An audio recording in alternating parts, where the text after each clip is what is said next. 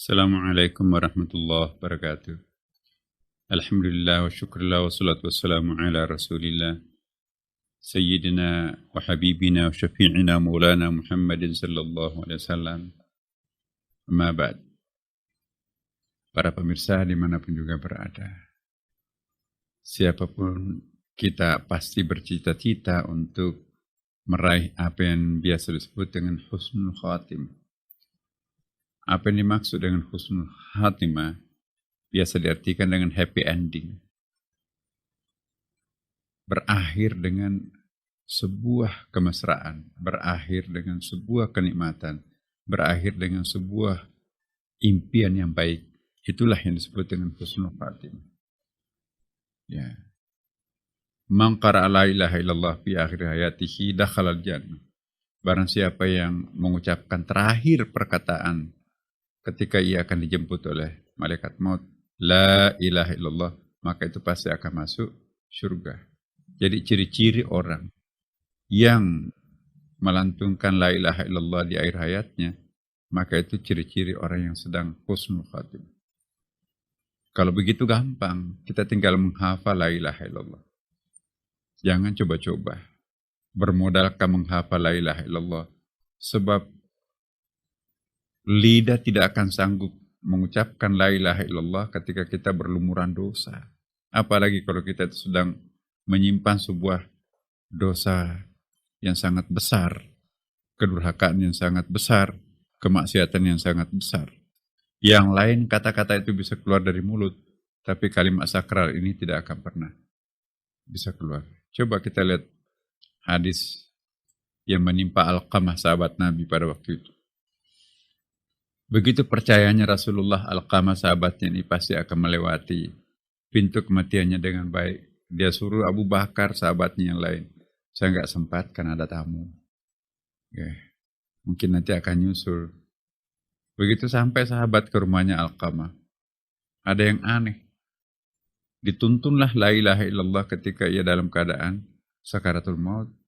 Tapi Alqamah tidak bisa mengeluarkan kata-kata itu. Yang lain, dia tahu Abu Bakar, Umar, Utsman, Ali. Tapi disuruh mengucapkan la ilaha illallah. Gitu ya, kayaknya lidahnya sangat kaku seperti kayu. Loh, ini aneh. Kata-kata lain bisa keluar, tapi kalimat syahadatnya nggak bisa. Sampaikan ke segera Rasulullah SAW. Akhirnya Rasulullah sendirian datang. Ya Alqamah, kamu tahu siapa saya? Iya, innaka la Rasulullah, engkau adalah Rasulullah. Yaqra la ilaha illallah. Nggak bisa. Wah, ini barusan kita jumpai orang seperti ini. Mana ibunya? Ya, masih hidup. Ya, bapaknya sudah nggak ada, ibunya masih ada. Kok nggak ada? Ibunya nggak ada. Ini kan dalam keadaan sakaratul maut ini. Nah, akhirnya dipanggil ibunya oleh Rasulullah. Hei, anakmu sakaratul maut kok nggak datang? Saya belum pulih penyakit saya. Saya sakit hati sekali terhadap anak saya ini. Anak semata wayang saya ini, harapan saya, dambaan saya. Tapi begitu selesai kawin, dia tidak pernah memperhatikan aku lagi. Dia menelantarkan aku sebatang kara. Dia tidak mengurusi aku lagi. Sakit hati saya. Oh, ini penyebabnya. Ibu mau nggak mengampuni anaknya? Belum tega ya Rasulullah.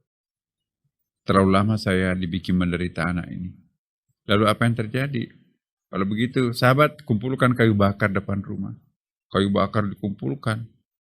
Untuk apa kayu bakar itu, kata ibunya? Lebih baik api dunia membakar anakmu daripada api neraka yang amat sangat panas. Oh, jangan ya Rasulullah. Aku memang benci terhadap anakku, tapi saya tidak tega dibakar hidup-hidup. Kalau kamu tidak mau memaafkan, akan kamu bakar. Oh, saya maafkan ya Rasulullah. Begitu kata maaf keluar dari ibunya, la ilaha illallah, la ilaha illallah. Sekonyong-konyong keluar la ilaha illallah dari mulutnya Alqamah. Inna lillahi wa inna ilaihi rajiun. Jadi para pemirsa, tidak gampang meraih husnul khatimah. Tidak bisa hanya dengan menghafal la ilaha illallah. Ya, yang bisa meraih husnul khatimah itu ialah spiritual saving kita banyak enggak? Social saving kita banyak enggak? Ya. Social saving dan spiritual saving inilah nanti yang akan menjanjikan husnul khatimah.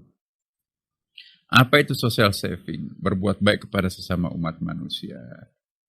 Ya, dalam era ketika orang sedang membutuhkan bantuan seperti saat ini misalnya, kita rela berbagi, sedikit artinya buat kita, besar artinya buat mereka, dengan penuh ketulusan, ikhlas, maka itu kansnya untuk bisa memperoleh la ilaha illallah. Tapi juga pada saat yang bersamaan, ada spiritual saving kita. Ta'abud kita, penyembahan diri kita kepada Allah itu juga harus kuat. Karena kalau enggak, maka kita pun juga belum ada kepastian untuk itu. Percayalah Bapak Ibu, perbanyak tanaman amal kebajikannya, maka niscaya kita akan meraih apa yang disebut dengan husnul khatimah. Ya. Jangan memandang enteng amal kebajikan yang kecil, kalau itu dilakukan dengan penuh keikhlasan, besar nilainya di mata Allah. Tapi juga jangan bangga dengan amal besar, kalau itu dilakukan tidak dengan ikhlas, kecil artinya di mata Allah. Karena itu saya ingin mengingatkan kepada kita semuanya, Bapak Ibu sekalian, jangan bermain-main dengan kematian. Sebab kita nggak mungkin akan hidup lagi. Berteriak seperti apapun kencangnya, Tuhan tidak akan pernah membiarkan kita hidup lagi. Nah, apa yang kita akan nikmati di masa depan, apa yang kita tanam sekarang ini. Menanamlah jika ingin panen. Karena kalau kita tidak menanam, maka apa yang bisa kita panen? Semoga Allah memberkati sisa-sisa kehidupan yang Allah berikan pada kita ini, dan mari kita memanfaatkan untuk seefisien mungkin, seefektif mungkin, sehingga hidup kita masih bisa berarti, bisa kita koleksi kebajikan yang membuat kita nanti akan menuai apa yang disebut dengan husnul khatimah. Demikian, wassalamualaikum warahmatullahi wabarakatuh.